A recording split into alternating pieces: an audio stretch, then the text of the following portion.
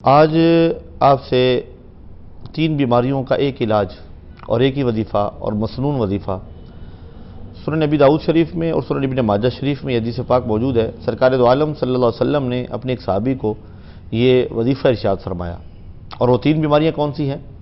اندھا پن، اور آج کل یہ دیکھنے میں آ رہا ہے کہ عمر گزرنے کے ساتھ یا شوگر کی وجہ سے ایسا ایسا نمبر بڑھنا شروع ہو جاتا ہے، اور ایک وقت آتا ہے کہ بعض اوقات بینائی بھی چلی جاتی ہے۔ بہت سارے ایسے کیسز سامنے آئے ہیں۔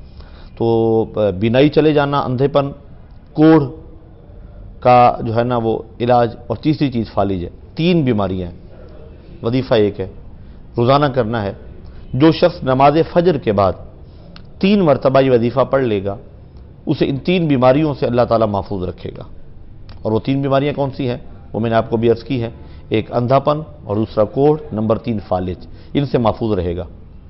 وظیفہ ہے کہ نماز فجر کی ادائیگی اور نماز فجر کے بعد 3 بار درود پاک پڑھیں۔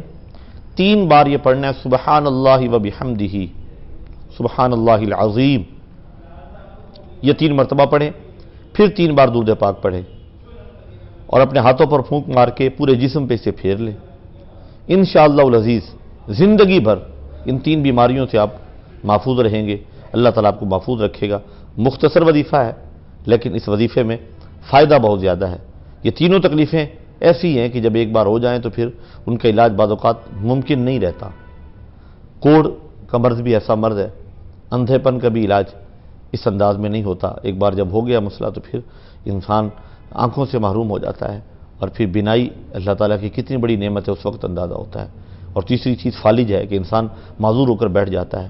تو ان تینوں سے بچنے کا ایک ہی وظیفہ ہے، اور بڑا مختصر وظیفہ ہے، اسے کیجئے اور بیماریوں سے خود بھی محفوظ رہیے، اور اس پیغام کو آگے بھی پھیلائیے۔